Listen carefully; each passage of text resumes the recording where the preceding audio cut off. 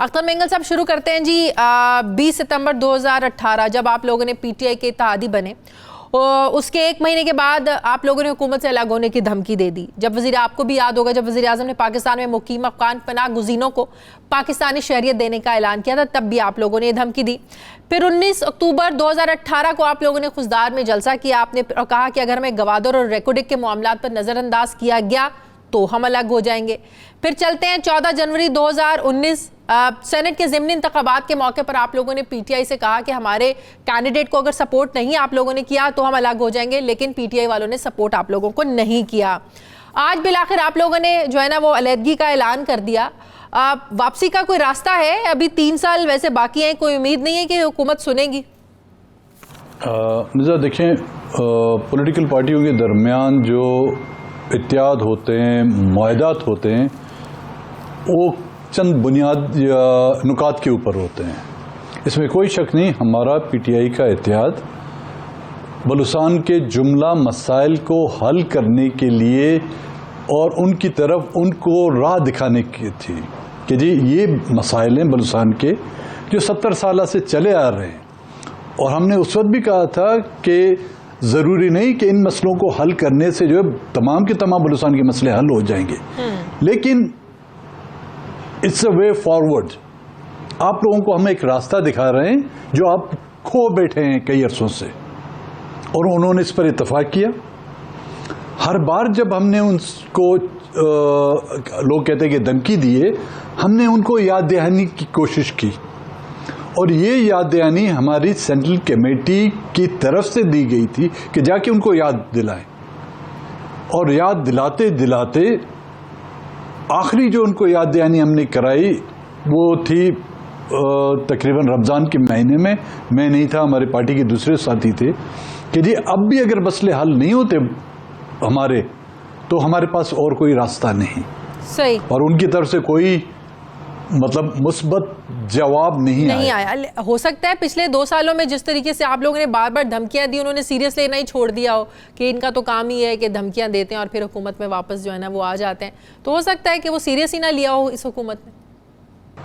मेरे ख्याल में ये उनमें उनका कसूर नहीं है, ये हमारे इस मुल्क की रवायत रही है कि इत्तेहादियों ने सिर्फ धमकियाँ दी हैं, लेकिन हमने उनको टाइम दिया 1 साल का, और 1 और साल का हमने उनको टाइम दिया बजट के बाद। अच्छा। उस दौरान मैं ये नहीं कहता कि लोग नहीं छूटे।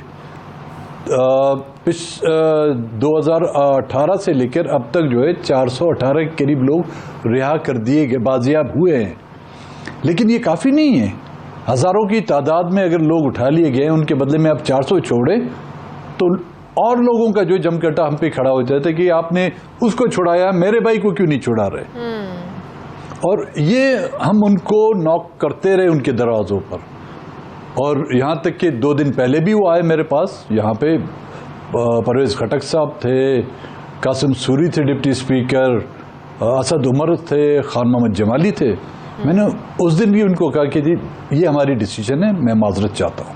अच्छा। कल भी जब मैं असेंबली में गया था तो उन्होंने फिर मुझे बुलाया, तो मैंने देखें हमारी पार्टी के जो फैसले होते हैं, एक तो होती है वार्निंग आप वापस भी ले सकते हैं, but the decision once you make the decision सिर्फ पार्टी वापस कर सकती है।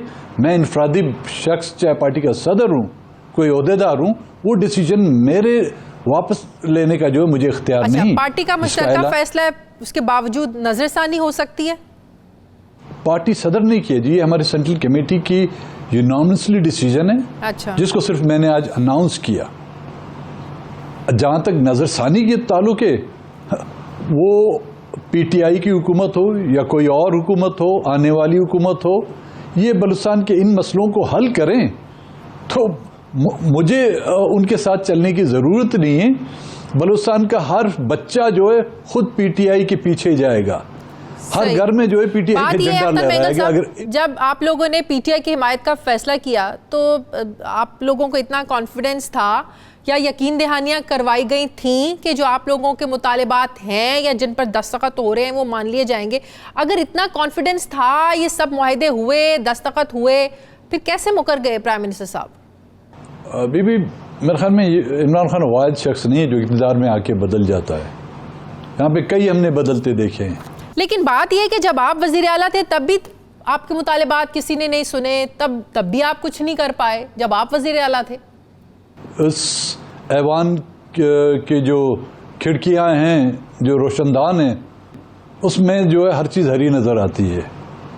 जो भी हुक्मरान, जो आज के हुक्मरान हैं या कल जो अपोजिशन में थे या जो कल अपोजिशन में आज हुक्मरान हैं, उन सब का यही वतीरा रहा है। लेकिन हमने, क्योंकि हम पर हमेशा बलूचिस्तान के कौम परस्तों पर ये इल्ज़ाम आयद होता है कि जी आप बात नहीं करते, आप बलूचिस्तान के मसले को समझाने की कोशिश नहीं करते। इससे पहले जो हमने वर्बली समझाने की कोशिश की, लेकिन शायद वो याददाश्त उनकी इतनी कमज़ोर है कि वो भूल जाते हैं। अब इस बार तो लेकिन मैं यही तो पूछ रही हूँ कि आप वज़ीर आला रहे, आपके मुतालिबात भी किसी ने नहीं माने, आप भी कुछ नहीं कर पाए जब आप वज़ीर आला थे बलूचिस्तान के। वज़ीर आला का इख्तियार कितना है और बिलखुसूस बलूचिस्तान के वज़ीर आला का इख्तियार कितना है। हमारे ज़माने में फिर भी थोड़ा बहुत इख्तियार होता था, हाँ ना कह सकते थे। अब के तो वज़ीर आला हाँ ना भी अपनी मर्जी से नहीं कह सकते। और जहाँ तक वज़ीर आज़म का ताल्लुक है, अगर ये इख्तियार उनके हाथ में नहीं है तो कम से कम हमें वो जगह तो बता दें कि जहाँ पर इख्तियार है। अख्तर मेंगल साहब, आपने जस्टिस सिस्टम पर भी सवालात उठाए कि इस मुल्क में आज तक किसी को इंसाफ नहीं मिला, लेकिन जिस हुकूमत के आप इत्तेहादी हैं, अब वो एहतसाब और इंसाफ का ही तो नारा लगाकर इक़्तिदार में आए। आपने कहा ये उस वक्त मुमकिन होगा जब अवाम जो है उनके हकीकी नुमाइंदगी का हक रखने वाले जो है ना वो इक़्तिदार में आए, फेयर एंड फ्री इलेक्शंस हों, उसके तहत नुमाइंदे मुंतखब होकर आए। तो ये तो आप 2018 के इंतखाबात की शफाफियत पर एक सवाल उठा रहे हैं कि ये इंतखाबात साफ और शफाफ थे ही नहीं, फिर आप तो इत्तेहादी में इसी इलेक्शंस के। बेबी, मैं आज ये बात नहीं कर रहा हूँ।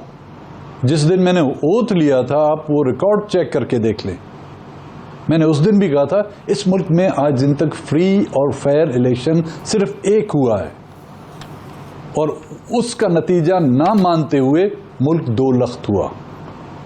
मुझे बताएं कौन सा ऐसा इलेक्शन यहाँ पे गुजरा है जिस पर एक नहीं कई सवालिया निशान इम्बोर्ड्स किए हुए हैं। इलेक्शंस फ्री एंड फेयर नहीं थे, फिर तो आपको इस हुकूमत का हिस्सा होना ही नहीं चाहिए था, फिर आपको इस हुकूमत के इत्तेहाद में आना ही नहीं चाहिए था।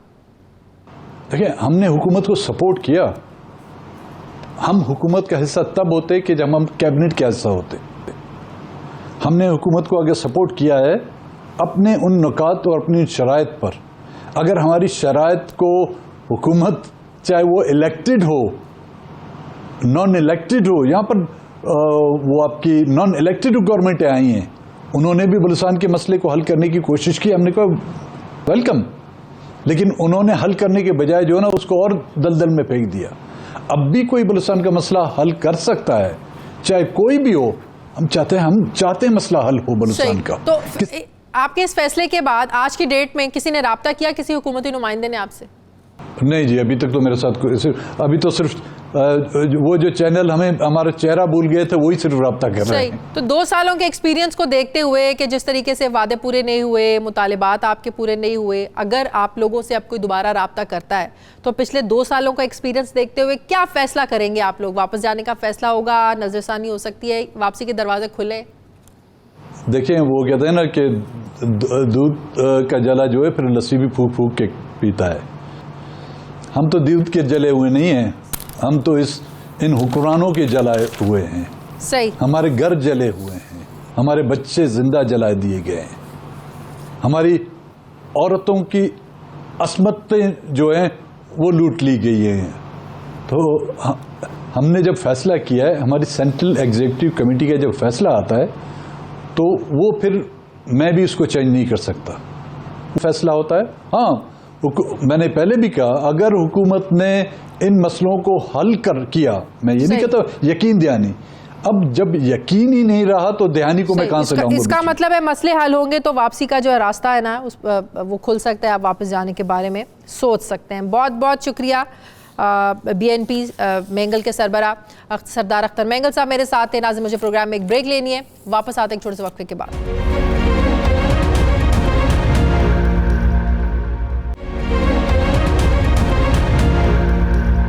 ब्रेक के बाद एक बार फिर से आपको खुशामदीद कहते हैं। नाज़रीन, सिंध और वफाक में तलखियाँ कब ख़त्म होंगी, कैसे ख़त्म होंगी?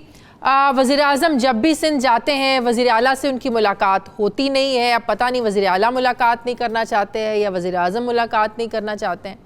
बात यह है कि जब तक सूबे और वफाक में कोऑर्डिनेशन नहीं होगी मामलात में, तो सिंध के अवाम के ज़ाहिर मसाइल हल नहीं हो सकते।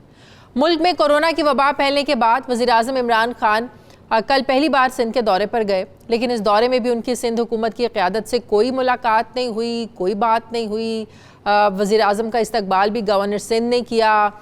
उसके बाद वज़ीर आज़म ने गवर्नर सिंध और तहरीक इंसाफ सिंध की जो कोर कमेटी है उससे मुलाकात की, सहाफ़ियों से मुलाकात की। इस मुलाकात में तहरीक इंसाफ कराची के रहनुमाओं ने वही पुराने मुतालिबात रखे कि वफाकी हुकूमत आइन के आर्टिकल 149 के तहत सूबे में अपने जो इख्तियारात हैं उसको इस्तेमाल करे।